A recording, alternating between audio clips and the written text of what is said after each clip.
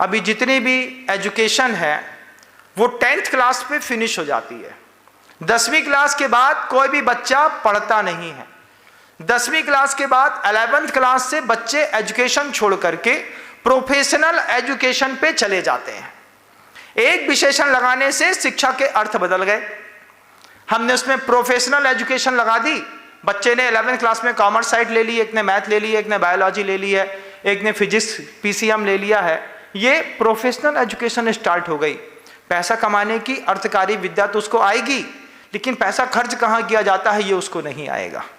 तो पैसा खूब सारा कमाएगा, फिर वो हुक्के में उड़ाएगा, फिर वो पॉप कल्चर में उड़ाएगा, सोशल इश्यूज और नए स्टैंड करेगा, नई वल्गर कंटेंट यहाँ पर लेकर के आएगा, और वो बच्चा धीरे से एक दिन या तो शराब के कारण मारा जाएगा या आपराधिक तत्वों में कहीं जेल में बंद मिलेगा।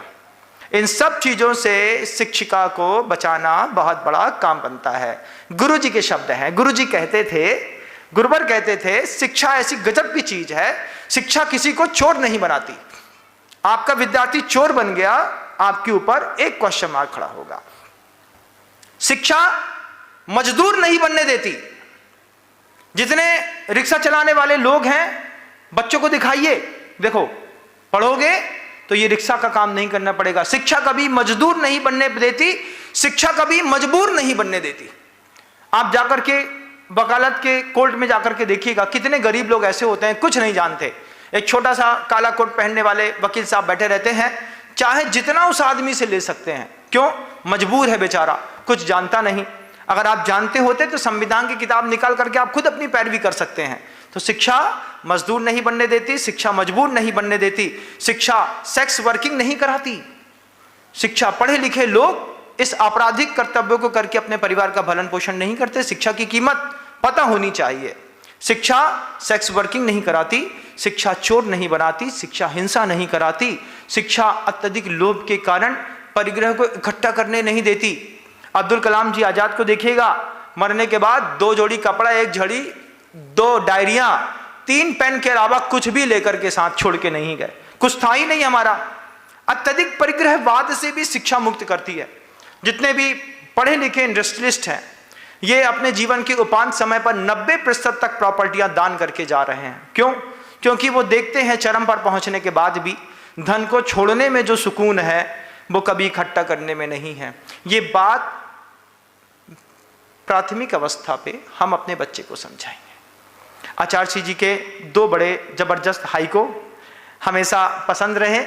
जब कभी भी गुरुजी ने किसी शिक्षक सम्मेलन पर अपनी आवाज निकाली, वो उन हाइको को जरूर रखा। आचार्य जी पहला हाइको देते थे, 17 पंक्तियों की एक कविता है। शुरुआत के 5 अक्षर, बीच में 7 अक्षर, लास्ट में फिर 5 अक्षर। इसको हाइको कहते हैं। जापानी छंद है 17 अक्षरों का। विदेशी शिक्षा 5 अक्षर। हम ढो रहे हैं सो 7 अक्षर। हम ढो रहे हैं, हम विदेशी शिक्षा ढो रहे हैं, इसलिए हम ढोर हैं। हम ढोर के जैसे ढो रहे हैं। सीबीएसई है, आईसीएसई है, आईबी पैटर्न में हम ढो रहे हैं बस। उनने कहा monkey monkey jumping on the bed, हमने बच्चे को सिखा दिया, बेटा बेटा monkey monkey jumping on the bed. अब हमको पता ही नहीं monkey monkey jumping on the bed सीख करके बच्चा क्या सीख जाएगा। एक चिड़िया अनेक चिड़िया पहले सीखते थे, अब नहीं सीख पाएंगे, क्योंकि एजुकेशन स्टैंडर्ड ने वो भाषा बदल दी है।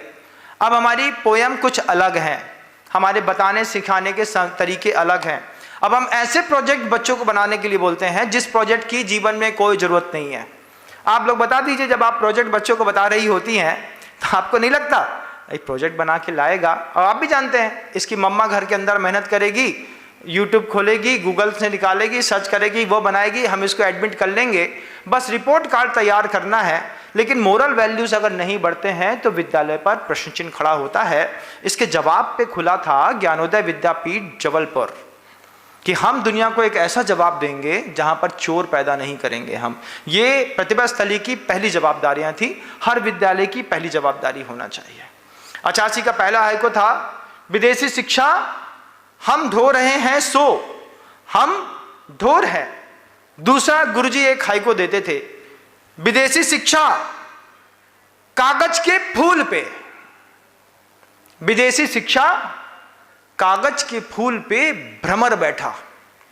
आचार्य कहते थे हम भौरे हैं, और कागज के फूल पर अगर भौरा बैठ भी जाएगा तो भौरे को कुछ मिलने वाला नहीं है। कुछ नेचुरल फूल्स भी मिलना चाहिए, नेचुरल कुछ है नहीं। गुरुजी ने स्पष्ट शब्दों में कहा है, आपको भी इस बात को देखना है कि पहले जो प्रॉब्लम्स थी, सोशल प्रॉब्लम्स जो पहले थी, क्या आज भी वो सोशल प्रॉब्लम्स हैं? पहले बीमारियां बहुत होती थी, फ्लेग बहता था, अज्ञान रहता था, बधवा मजदूरी होती थी। आज वो सोशल प्रॉब्लम नहीं है। आज सोशल प्रॉब्लम वल्गैरिटी है, जिस कारण विदेश प्रभावित है। जितना ज्यादा ओपन सेक्स विदेश में चलता है, आप कभी विदेश में जाकर के पूछिए आपके नेशनल सोशल प्रॉब्लम क्या है? वल्गैरिटी। अब वही वल्गैरिटी हमारे यहाँ आ रही है। तो जो हमारे यहाँ की सोशल प्रॉब्लम्स हैं, इस सोशल प्रॉब्लम्स को भी physics, chemistry, math, biology, science के बीच में हम अपने बच्चों में शिफ्ट करते हैं। इस तरीके का कोई भी इफेक्ट दिखाई नहीं देना चाहिए। इसको समझाने के लिए कुछ एक अलग से भी संवाद होता है, जिसकी भी हमको शुरुआत करनी, समझनी और करनी पड़ेगी।